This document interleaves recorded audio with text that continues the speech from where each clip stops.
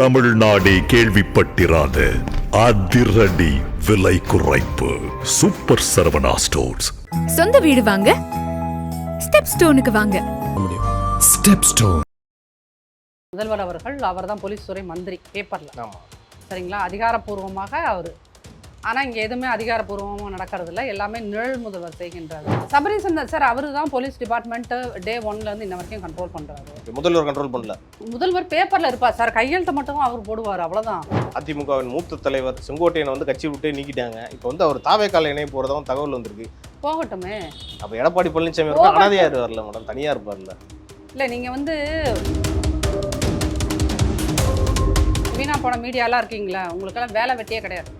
நிஜமாக தான் அதிமுகவில் உள்கட்சி பிரச்சனை, அதிமுகவில் பிரச்சனை, இதை ஒரு ஜெபம் மாதிரி சொல்ல ஆரம்பிச்சிட்டிங்க சார், 108 மந்திரம் மாதிரி. ஏன்னா இதையெல்லாம் பத்திரிகையாளர்கள் சொன்னா தான் உங்களுக்கு சபரீசன் ஐயா சாப்பாடு கொடுக்குறாரு. இவர் எதுக்கு திமுகவுக்கு ஓட்டு போடுங்கன்னு போய் 26 கேட்பாங்கன்னே தெரியல.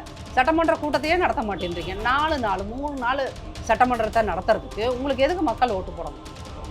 சட்டமன்ற நடவடிக்கைகள் ஒன்றுமே நடக்கிறதில்ல, எந்த டெவலப்மெண்ட் ஆக்டிவிட்டீஸும் ஒன்றும் நடக்கலை.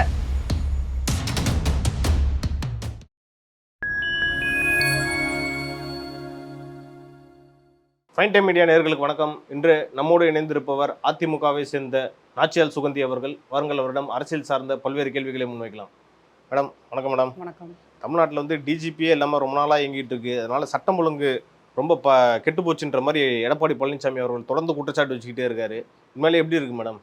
அவங்க நியமிப்பாங்களா மாட்டாங்களா? நியமிக்கணும்னா அதுக்கு மருமகன் மனது வைக்கணும், அவர் தான் மனசு வைக்கணும். ஆமாம். ஏன்னா போலீஸ் துறைக்கு பேப்பரில் நம்மளுடைய ஐயா முதல்வர் அவர் தான் போலீஸ் துறை மந்திரி பேப்பரில். ஆமாம், சரிங்களா, அதிகாரப்பூர்வமாக அவர். ஆனால் இங்கே எதுவுமே அதிகாரப்பூர்வமாக நடக்கிறது இல்லை, எல்லாமே நிழல் முதல்வர் செய்கின்றது தான். சட்டம் ஒழுங்கு ஒரு சைடு அதிகமாக பாதிச்சுட்டு இருக்குன்ற மாதிரி மக்களே சொல்லிக்கிட்டு இருக்காங்க. சட்டம் ஒழுங்கு பாதிச்சு அதனால என்ன சார்? செத்து போகிறது ஸ்டாலின் வீட்டு குடும்பத்தில் யாரும் இல்லைல்ல. பாதிக்கப்படுறது ஸ்டாலின் ஐயா வீட்டு குடும்பத்தில் யாராவது பாதிக்கப்படுறாங்களா? உதயநிதி குடும்பத்தில் யாரும் பாதிக்கப்படுறாங்களா? சபரீசன் குடும்பத்தில் யாரும் பாதிக்கப்படுறாங்களா? என்ன ஒரு ஒரு குடும்பத்துக்கான ஆட்சின்ற மாதிரில சொல்றீங்க. அப்படி இது குடும்ப ஆட்சி இல்லாமல் வேற என்ன ஆட்சி? அதே இப்போ 4.5 வருஷம் கழிச்சு இன்னைக்கு தான் பத்திரிகையாளர்கள் உணர்றீங்களா? இல்லை, சமூக நீதி ஆட்சின்னு அவங்க சொல்லிட்டு இருக்காங்க. திராவிட மாடல் எல்லாருக்கும் எல்லா நீதியும் இருக்குது சார். சமூக நீதி, அப்புறம் என்ன வேற நீதி, பெண் உரிமை, வேற இவங்க பேசுறது எல்லாமே அவங்க குடும்பங்களுக்குள்ள இருக்கு. சமூக நீதினா இப்போ ஒரு டிபார்ட்மெண்ட்லேருந்து இவ்வளோ பணம் வருது அப்படின்னா அது ரொம்ப நீதியாக அவங்க எல்லாமே புரிஞ்சுக்கிறாங்க. யாருக்கு எவ்வளோ போகணும் அப்படின்னு நியமிக்காதது காரணம் சபரீசன் தான். நீங்க அடுத்த திருத்தமா சொல்றீங்க. சபரீசன் சார் அவர் தான் போலீஸ் டிபார்ட்மெண்ட் டே 1லேருந்து இன்ன வரைக்கும் கண்ட்ரோல் பண்றாரு. முதல்வர் கண்ட்ரோல் பண்ணல. முதல்வர் பேப்பர்ல இருப்பார் சார், கையெழுத்து மட்டும் அவர் போடுவார், அவ்வளோதான். Full control and full decision making. யார் அதில் எல்லாத்துலேயும் டிசைடிங் அத்தாரிட்டியாக இருக்கா அப்படின்னீங்கன்னா சபரீசன் சார் தான். டிஜிபி நியமிக்கலன்னு இன்னொரு குற்றச்சாட்டு. அதுக்கப்புறம் பார்த்தீங்கன்னா விவசாய வயத்தில் திமுக தொடர்ந்து வயிற்றில் அடிக்கின்ற மாதிரி எடப்பாடி பழனிசாமி இன்னொரு குற்றச்சாட்டும் வைக்கிறாரு. குற்றச்சாட்டுங்காதீங்க, குற்றச்சாட்டு கிடையாது சார், அதுதான் உண்மை. இந்த திமுக அரசாங்கம் இந்த நெல் கொள்முதல் விலை இந்த பிரச்சனையும் மட்டும் கிடையாது. ஆரம்பத்திலிருந்து இங்கே பரந்தூரில் 15 கிராம மக்களை, விவசாய மக்களை தான் நீங்கள் அத்தனை பேர்த்தையும் 4 வருஷமாக திறந்தவெளி சிறையில் வைத்திருக்கிறீங்க. அங்கே சிப்காட், வேலூர் சிப்காட்டில் அண்ணன் ஏவா வேலு அங்கே இருக்கிற விவசாயிகள் மீது குண்டர் சட்டம் போட்டு உள்ள தள்ளுறாரு. அப்படிங்கும்போது என்னமோ இது விவசாயிகளுக்கு ஒரு ஃப்ரெண்ட்லியான கவர்மெண்ட்டாக இது? இன்னைக்கு இந்த தஞ்சாவூர் கொள்முதல் பிரச்சனை இன்னைக்கு பேசப்படுகிறது. ஆனால் இந்த அரசாங்கம் வந்ததுலேருந்து இந்த அரசாங்கத்தால் அதிகம் பாதிக்கப்பட்டவர்கள் அப்படின்னீங்கன்னா ஃபஸ்ட்டு பெண்கள், 2வது விவசாயிகள். இந்த ஆட்சியில தான் பார்த்தீங்கன்னா விவசாயி தனி பட்ஜெட்டே போட்டிருக்காங்க. நீங்க துரோகம் பண்றாங்கன்னு சொல்றீங்க. அந்த தனி பட்ஜெட்டை தேவராஜ் ஒரு ஜேர்னலிஸ்டாக போட முடியும். என்ன தெரியுமா? ஃபர்ஸ்ட் பட்ஜெட் இருக்குல்ல, அதை அப்படியே காப்பி பண்ணுங்க, அதை அப்படியே எடுத்துகிட்டு பேஸ் பண்ணுங்க. இது 2023-24 பட்ஜெட்டா?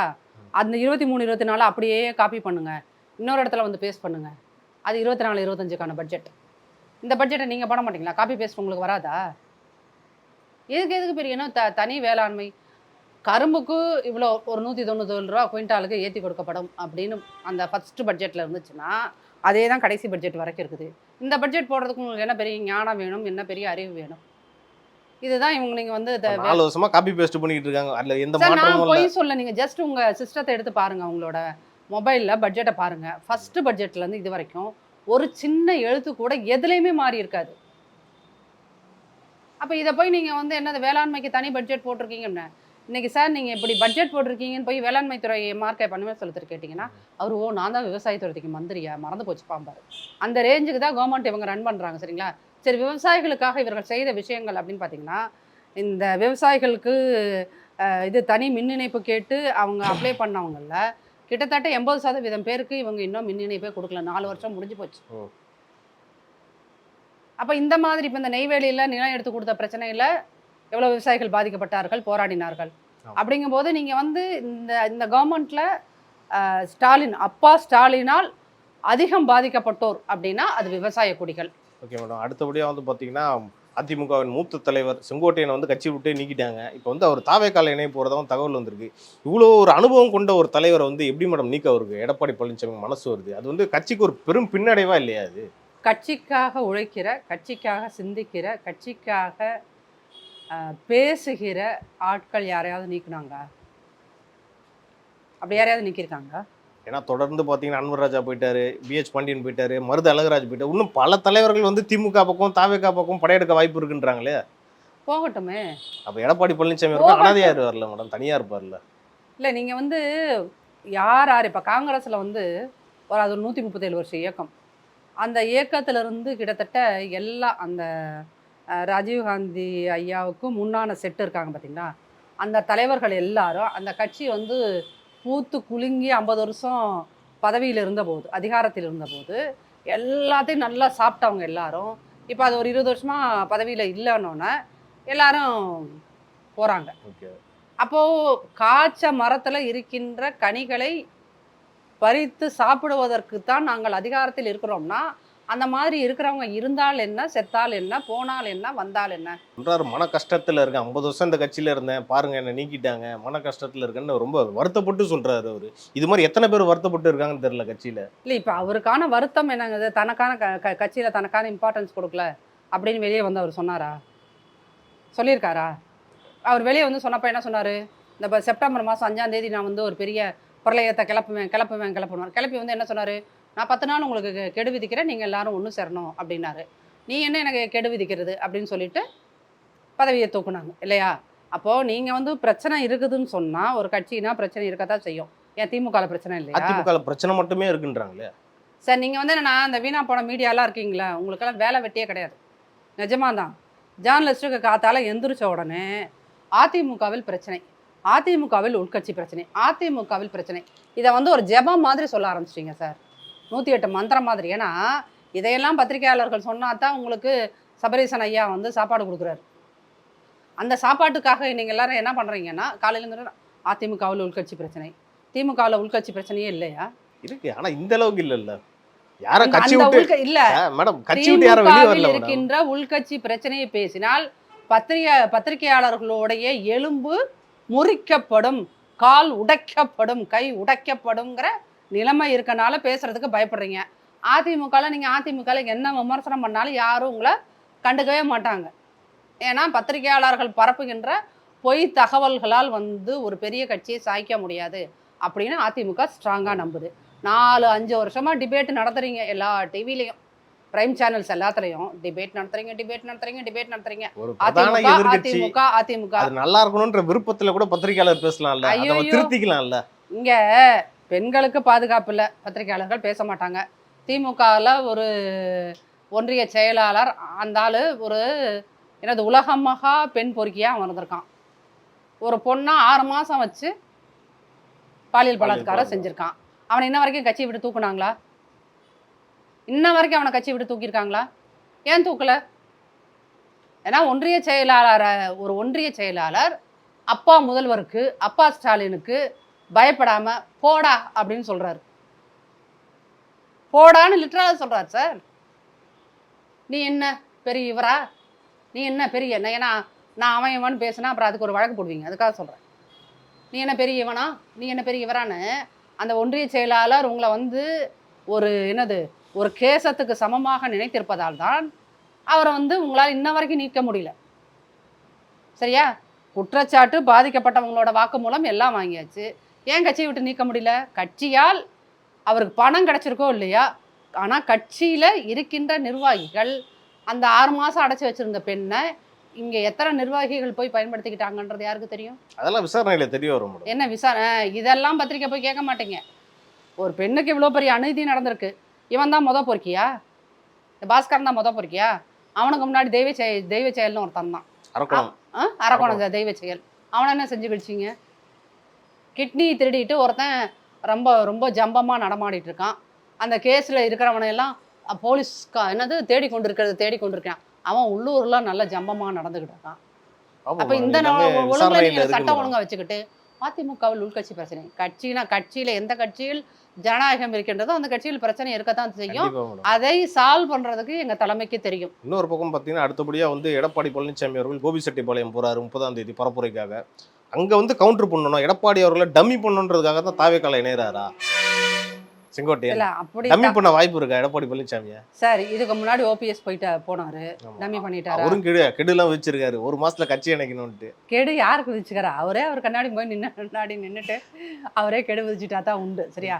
அவரை வந்து அவர் குடும்பத்துல கூட யாரும் ஒரு பைசாக்கு நம்பல, அதுதான் உண்மை. யாருக்குமே அவர் உண்மையாக இல்லாதனால அவர் குடும்பத்துல கூட யாரும் அவரை ஒரு பைசாக்கு நம்பல. அப்படிங்கும்போது இவரை போய் எப்படி வந்து கட்சியில் இருக்க தொண்டர்கள் நம்புவாங்க? கிட்டத்தட்ட தமிழ்நாட்டுல 50 தொகுதி வந்து முக்குளத்தோர் வாக்குகள் இருக்கு. அது எல்லாமே ஒருங்கிணைக்க சக்தியா அவர் இருக்காருல்ல. அதிமுக முக்குளத்தோர் அந்த வாக்குகளே போயிருச்சுன்றாங்களே.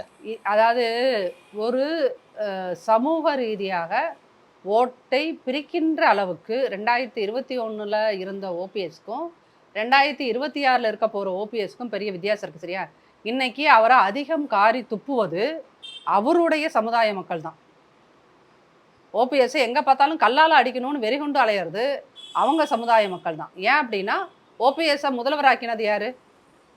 இரட்டை இலை அம்மா. சரியா?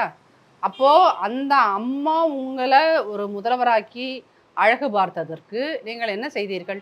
கட்சிக்கு போய் ஸ்டாலின், அப்பா ஸ்டாலின் கூட நின்றுக்கிட்டு திமுக ஜெயிக்கிறதுக்கான வாய்ப்பு இருக்குன்னு மக்கள் சொல்றாங்கன்னு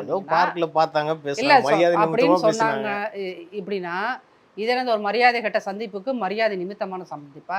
இவங்க 2 பேருக்கு இடையில என்ன மரியாதை இருக்குது? அது எப்படி மேடம்? 2 பேரும் முக்கிய தலைவர்கள் தமிழ்நாட்டுல சந்திக்கிறாங்க, பேசுறாங்க. எதன் அடிப்படையில் முக்கிய தலைவர்? தனிப்பட்ட முறையில சந்திச்சிருக்கலாம். இல்ல, எதன் அடிப்படையில் முக்கிய தலைவர்ன்றீங்க? அவர் அவங்க அப்பா வழியெல்லாம் வந்துட்டாரு, இவரு அம்மாவால முதல்வர் ஆனாரு. தனித்தனி இவங்களுக்கு தனித்தனி பவர், தனித்தனி சக்தி.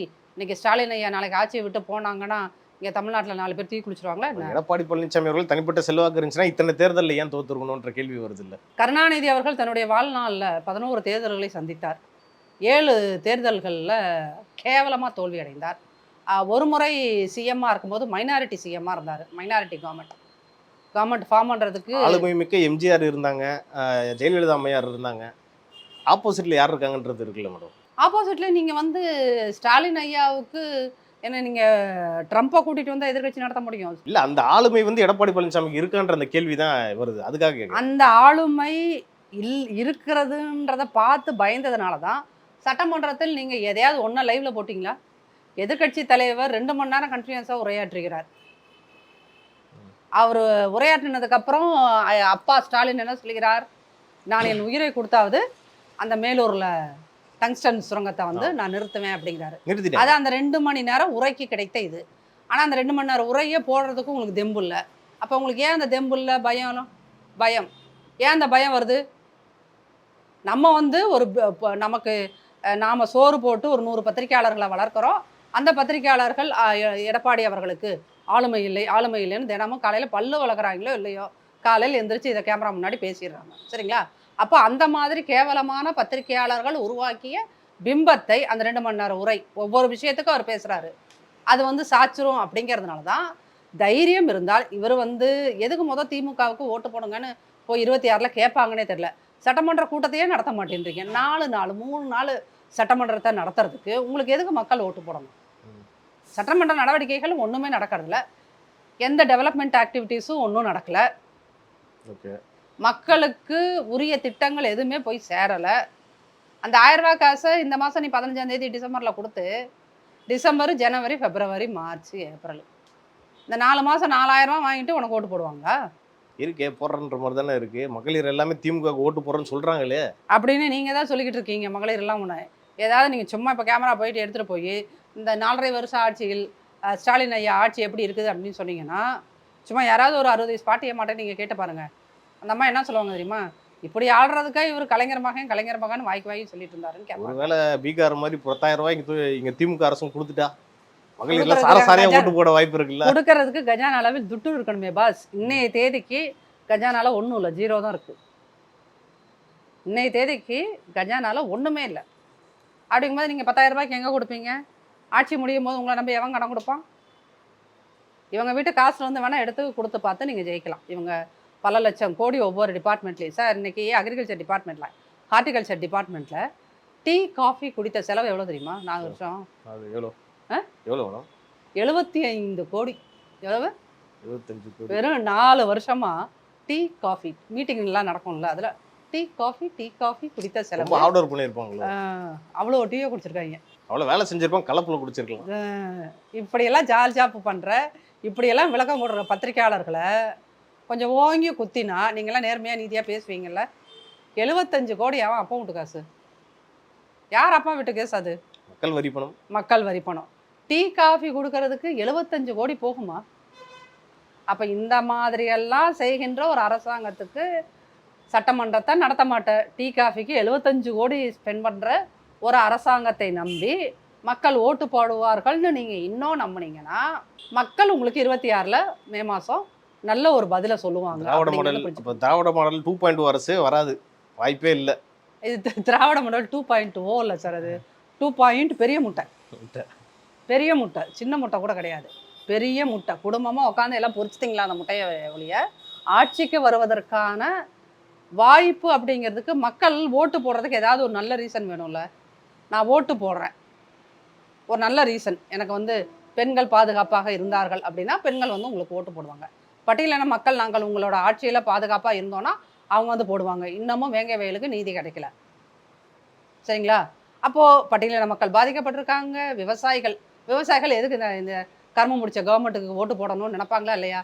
நான் என்னோட கிட்டத்தட்ட இருந்து ஒரு 6 லட்சம் ஹெக்டர் நெல் தண்ணியில் மிதக்க விட்டாரு. அதுக்கு இன்னும் போன வருஷம் பாதிக்கப்பட்டாங்களே அவங்களுக்கே இன்னும் வந்து நிவாரணம் போய் சேரலை. இந்த வருஷம் பாதிக்கப்பட்டவங்களுக்கு இவங்க ஆட்சி முடிஞ்சு போனோன்னா நிவாரணம் கொடுப்பாங்களா? அப்போ அந்த விவசாயிகள் நாங்கள் ஏன் உங்களுக்கு ஓட்டு போடணும், உடனே எனக்கு நிவாரணம் கொடுத்தா இருந்தாலும் நான் போடணும்னு சொல்கிறதுக்காக ஒரு ரீசன் வேணும்ல. அதுக்கு ஒரு ரீசன் அவங்கள்ட்ட கிடையாது. நான் ஓட்டு போடணும்னா ஒரு ரீசன் வேணும். நீ கொடுக்குற 1000 ரூபாய் நீங்கள் மக்கள்கிட்ட போய் ஸ்டாலின் ஐயா உங்களுக்கு 1000 ரூபா கொடுத்தார்ல அதனால ஓட்டுக்கு போடுவேன்னா எடுத்த உடனே கேட்பாங்க கிராமத்து மக்கள். கிராமத்து மக்கள் இல்லை, நேர்மையாக யோசிக்கிற எல்லா மக்களும் என்ன அப்போ ஓட்டு காசுல இருந்தால் கொடுத்தாம்பாங்க எடுத்த உடனே. ஏன்னா உதயநிதியோட தரம் அப்படி தானே இருந்துச்சு. என்ன கேட்டார் அவர்? மத்திய அமைச்சகம் அனுப்பாத நிதிக்கு உங்கள் அப்பா ஓட்டு காசையாக கேட்குறோன்னு கேட்டார்ல. இப்போ அதை உதயநிதி என்னது ஒரு பார்ன் வித் சில்வர் ஸ்பூன், அவரோட லாங்குவேஜே அவ்வளோ கேவலமாக இருக்கும்போது மக்கள் எப்படி கேட்பாங்க? உழைச்சி திங்கிறான் அவன், சொந்த காசில் உழைச்சி திங்கிறாங்க. சொந்த காசில் உழைத்து சாப்பிடுகிறவர்கள் லாங்குவேஜ் எப்படி இருக்கும்? நீ அடுத்தவன் சொத்தை ஆட்டையை போட்டு சாப்பிட்ற. அப்போ உனக்கு இவ்வளோ திமிர் இருக்கும்போது இப்போ சொந்த உழைப்பில் தன்னுடைய ரத்தத்தை சிந்தி தன்னுடைய உயர்வை சிந்தி சாப்பிடுகிறவர்கள் எப்படி கேட்பாங்க? 1000 அப்பா வீட்டு காசா? இல்லை நீங்கள் ஏதாவது உங்கள் அறிவாலயம் ட்ரஸ்ட் எதுலையாவது கொடுக்குறீங்களா? முரசொலி ட்ரஸ்ட்லேருந்து என்ன கொடுக்குறியா? என் பேரை சொல்லி எங்கள் பேரை சொல்லி 5 லட்சம் கோடி கடன் வாங்கி வச்சுருக்க, அதுலேருந்து நீ கொடுக்குற. அப்படிங்கும்போது இங்கே பெண்கள் அந்த 1000 ரூபாய் இவங்க அப்பா வீட்டு காசு கிடையாதுன்றதுல பெண்கள் தெளிவாக இருக்காங்க. அதனால் இந்த 1000 ரூபாய்க்கு யாரும் ஓட்டு போட மாட்டாங்க, சரிங்களா? நடப்பு அரசியல் மற்றும் சமூக நிகழ்வு குறித்து நீங்கள் நிறைய பேசணும். இது குறித்து அடுத்தடுத்த நிகழ்ச்சிகள் இன்னும் நம்ம டீட்டெயிலாக பேசலாம் மேடம். நன்றி மேடம்.